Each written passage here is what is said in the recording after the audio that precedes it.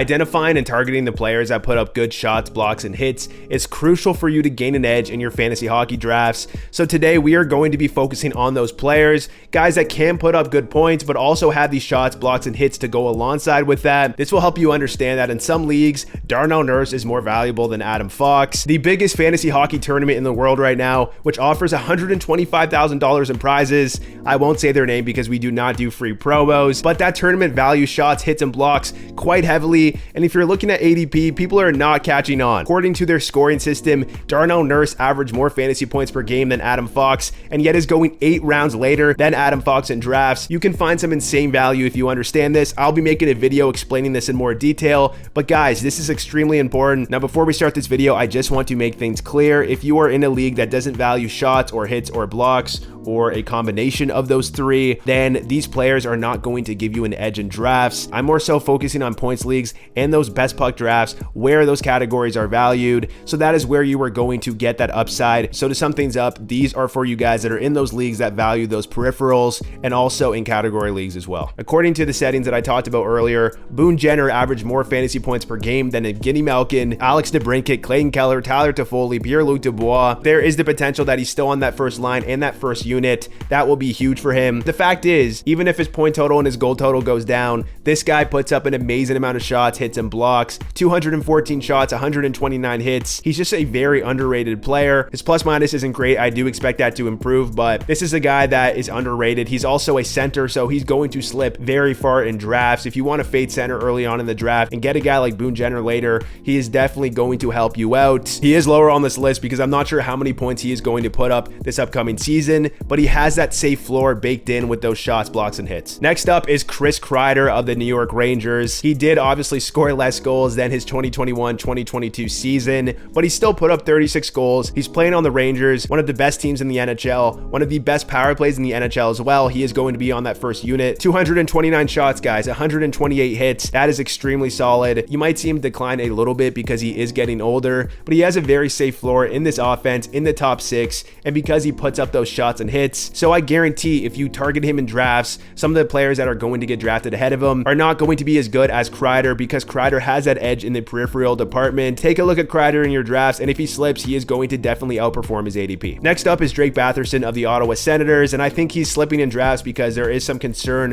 involving a potential suspension, but that is up in the air right now. We do not have the details. For now, I want to talk about his fantasy value. He put up 62 points in 82 games. He's also in the prime of his career, and along with these points on this amazing offense, he puts up an amazing amount of shots and hits. 249 shots, 115 hits. His plus minus was pretty bad, but I do expect that to improve because the Senators are going to be better. I just think he is a guy that has that safe floor in this offense and also putting up those shots and hits. Also has right wing eligibility, giving him that huge edge with the amount of scarcity in that position. Might be a little bit of a risky pick with the other stuff that's going on off of the ice, but we will see what happens. Next up, a criminally underrated player is Joel Eriksson Ek. This guy is on the first power play unit on Minnesota. He's not going anywhere. He's in the top 6, and he put up 61 points in 78 games. And along with these great points, he puts up a monster amount of shots and hits, puts up some good blocks too for a forward. 247 shots, 119 hits. That is very solid. He's just a great player all around, and he's a center, which means he is going to slip in drafts. You'll see in your casual redraft leagues, people will take centers early, and then they realize they got to fill those winner positions, giving you the opportunity to get him super late. According to the settings that I talked about earlier, Joel Eriksson Ek had more fantasy points per game than Clayton Keller, Alex Debrincat, Pierre-Luc Dubois,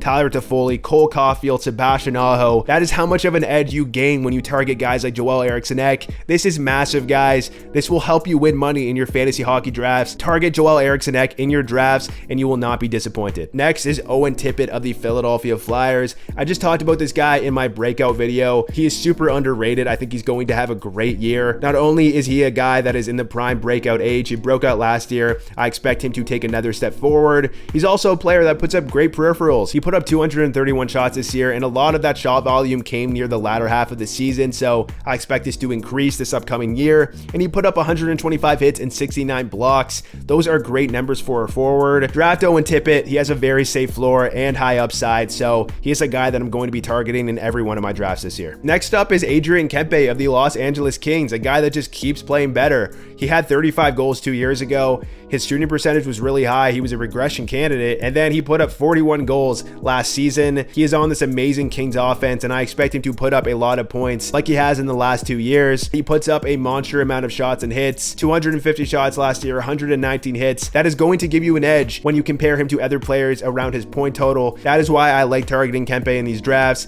He has dual eligibility in a lot of redraft leagues. He is a guy that I'm targeting quite a bit. 26 years old, in the prime of his career. I think he's a guy that you want to target, has upside in that safe floor also. Next up is Alex Debrincat of the Detroit Red Wings. This guy is a bounce back candidate. His shooting percentage was quite low on the Sens last year. He's going to the Red Wings, a little bit of a question mark, but he is going to be the vocal point in that offense, playing alongside a great playmaker in Dylan Larkin. He's going to be beside Lucas Raymond too, who could break out. Debrincat is a former 40 goal scorer in the prime of his career, so he is a guy that I'm going to be targeting in drafts. Not only does he have the potential to put up 80 points and 40 goals, he's a guy that takes a monster amount of shots, 263 shots last year. He also takes a lot of hits, 109 hits. This is going to give you an edge against those players around his ADP, and he has the right wing position eligibility in your redraft leagues, giving him another edge against some of those other players. So target Alex Debrincat. Next up is John Tavares of the Toronto Maple Leafs. This guy had 80 points last year in 80 games,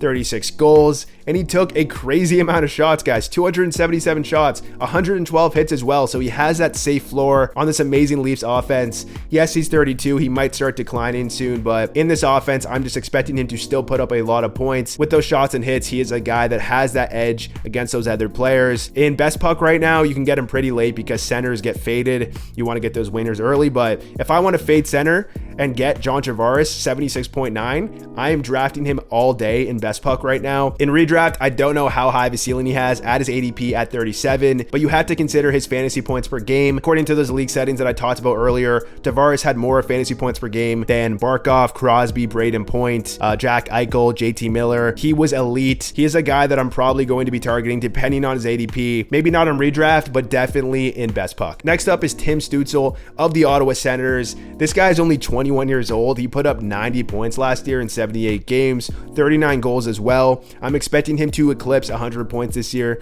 playing alongside some great talent on the Ottawa Senators. But there's another thing to consider, guys, and it's that he puts up a good amount of shots and hits, 228 shots, 114 hits. That is big. I'm expecting his shot total to go up as well because we usually see as a player gets older, he's only 21, their shot total keeps increasing until it peaks around 24, 25. So you guys should draft Timmy Stu. I think he has some upside based off his ADP, and he might slip a little in redraft because he doesn't have that name value that some of those other guys have, and I think he provides a lot of value with those shots and hits. Rickard Rakell of the Pittsburgh Penguins is definitely a guy that I'm going to be targeting in drafts. He had a great season last year, putting up 28 goals and a total of 60 points in 82 games.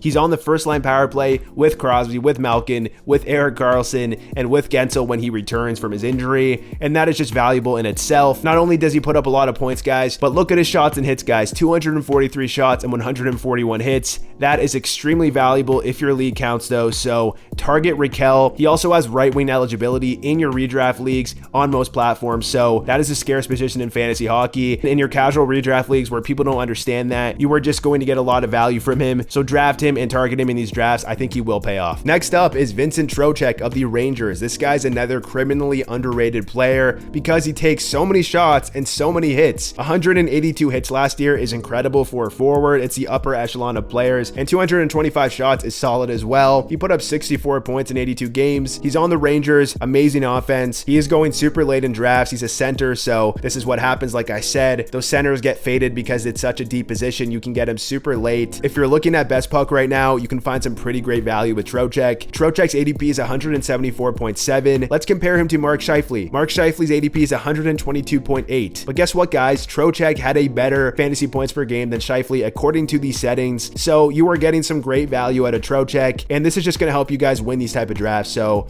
that is why Trocheck is on this list. He has that edge with those shots and hits. Next up is Andrei Svechnikov of the Carolina Hurricanes. Svechnikov is entering the prime of his career. He's about to be 24, which is the peak age for NHL production, and he has shown that he can put the puck in the net, put up a lot of points. Last year he had 55 points in 64 games, also 23 goals. Not only is he a superstar in this league, but he also puts up great peripherals, especially in the hit department. He put up 140 hits last year. He takes a good amount of shots too, 205 shots. He is a player that is going to have a huge edge in fantasy hockey. So take a look at him in drafts, and hopefully the ACL doesn't affect him too much coming into this season. Next up is Sam Bennett of the Florida Panthers. This is a similar player to Trocheck, where he is a guy that just has a huge edge. He is going super late in drafts, 190.7 in best puck right now. And if you're looking at his fantasy points per game, he outperforms a lot of the guys that go ahead of him. He's going to be playing alongside guys like Tkachuk and Carter Verhaeghe, guys that can put up a lot of points. Sam Bennett can produce. He is a little bit of a band-aid, so he will likely miss some games, but in 63 games, 193 shots, 150 hits,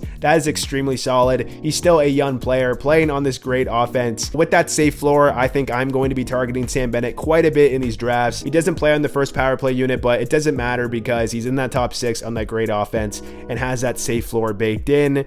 Target him, and he has that upside from his ADP. Next up is Alex Ovechkin of the Washington Capitals. This guy has been known to be a peripheral beast. He is taking so many shots, so many hits every year, 294 shots and 188 hits in 73 games. That is elite. And he's also a guy that is consistently putting up 40 plus goals. Yes, he is 37 years old now, guys. You are likely going to see another decline in goals, in shots, and hits, but he's going for the goal record, so I'm expecting quite a bit of shots still. According to the settings for best puck, Ovechkin had a better fantasy points per game than Elias Pettersson, Kirill Kaprizov, Tage Thompson, Nikita Kucherov, and that is solely because of the amount of shots and hits that he puts up, guys. So that gives you a little bit of an idea of how much an edge shots and hits give you. Ovechkin is likely still a top 15 player, guys. Elias Pettersson had over 100 points, and Ovechkin still averaged more fantasy points than him. That is how important it is. Draft him, and he will probably pay off at his ADP. Next up is David Pastrnak of the Boston Bruins. I didn't make videos pre-draft last year. I started my channel in November, so you're just going to have to take my word for it. But David Pastrnak was my #1 targeted player last year. No, I didn't predict him to score 60 goals, but I knew he was undervalued because he was a right wing in terms of positional scarcity, but also because he puts up a monster amount of shots. Drafting him definitely paid off. Obviously a monster season, 61 goals, 113 points in 82 games. And this is still a guy, even though the Bruins are going to take a step back with Bergeron and Krejci leaving, he's still a guy that's going to score 45 plus goals and also put up a great amount of shots. His 407 shots led the league last year, so just extremely valuable. Doesn't put up a lot of blocks, but his hits are actually decent. He puts up over a hit per game. Definitely a guy that has that safe floor, even if the Bruins step back and his production falls off a bit. Next up is Auston Matthews of the Toronto Maple Leafs, a guy that I'm expecting to bounce back in this upcoming season. His shooting percentage was lower than his career shooting percentage by quite a bit. He is a guy that I'm expecting to put up 50 plus goals this year in the prime of his career. We know that he had some injuries last year, which definitely contributed to the lack of production. So yeah, not only do I think he's going to bounce back, he's a guy that can put up a lot of points. He also puts up a great amount of shots, hits, and blocks. He actually led all forwards with 92 blocks last year. Great stuff. His hits, he puts up over a hit per game. That is what we love to see. And then also 327 shots. That is elite territory. I don't like taking a center early because you can find some great values late in those drafts. But with Auston Matthews, he's an exception for me. Don't forget that Auston Matthews 2 years ago was better than Connor McDavid in fantasy. This guy has the safe floor, being in this offense with those peripherals, and he also has the ability to be a top 2 fantasy player. So I will be drafting Auston Matthews a decent amount in these fantasy drafts, and I think you should too. Next up is J.T. Miller of the Vancouver Canucks, who has been great the last 2 years. Last year, he put up 82 points in 82 games, and what really makes him stand out is these shots and hits. Puts up a good amount of blocks too, but guys, 200 hits is elite for a forward, and it's really going to help him gain an edge against these other players. So this is a guy that's going to have a safe floor with those shots and hits and also put up a lot of points. The Canucks might not be a playoff team, but they have a pretty good offense. He's surrounded by some great players on that power play. Expect JT Miller to be quite fantasy relevant this year and have some upside from his ADP. Next up is Tom Wilson from the Washington Capitals, who came back from his injury last year. He had surgery and was out for 6 to 8 months, and he played pretty well, 22 points in 33 games. But the big wow factor with Tom Wilson is that he puts up a monster amount of hits. In 33 games last year, he had 97 hits. So basically, he's putting up 250 plus hits in a full season. His shots are decent too. He puts up good amount of blocks. He's just a full package when we're talking about these categories. He doesn't get a lot of power play time, but he's still a guy that puts up a decent amount of points. He plays alongside Alexander Ovechkin, at least he did last season. So he's in that top 6. He gets plenty of opportunity, even strength. Tom Wilson last year had more fantasy points per game than Sebastian Aho, Artemi Panarin, Cole Caulfield, and Tyler Toffoli. That is not a joke, guys. I'm using the settings for best puck. Let's look at his ADP, guys. On these platforms, he's going around 140 to 150, and in best puck specifically, in these settings that I was just talking about, 142.6, and yet you'll have a guy like Artemi Panarin, who Tom Wilson averaged more fantasy points per game than,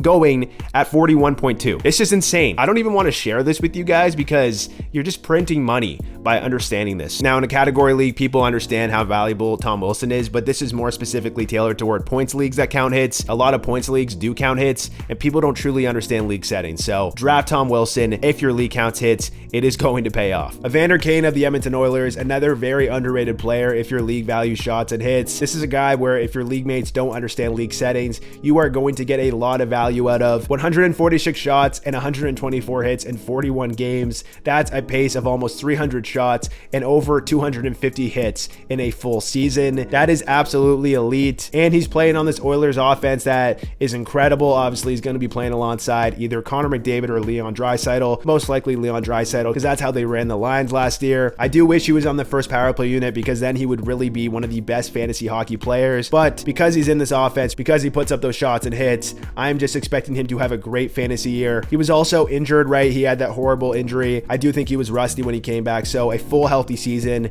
he is likely going to be, a 60-point player, put up maybe 30 goals, and then have those shots and hits. Big fan of Evander Kane in fantasy hockey. Definitely a massive edge you can gain from drafting him. Number 2 on this list is Timo Meier of the New Jersey Devils. Consistently underrated, but not anymore. I remember when I picked him up off the waiver wire a couple of years ago when he was on the Sharks, and he just played incredible. Not only is he a guy that can score a lot of goals, but he also puts up an amazing amount of shots and hits. If you're looking in 78 games last year, 327 shots, 154 hits. That is extremely solid. And now he's going to a team that is one of my favorites to win the Stanley Cup. I do think his shot total might go down a little bit because you have all those other guys who are going to produce on the Devils that are going to take shots, but still, guys, he's going to be in that upper echelon of players that put up those shots and hit totals. Another thing to consider is that in those redraft leagues, he has that right wing position eligibility, giving him another huge edge. In redraft, he is definitely a guy that I'm going to target in the prime of his career on this amazing offense. I'm expecting him to put up big numbers and big shots and hits. The number 1 player on this list is none other than Brady Tkachuk of the Ottawa Senators.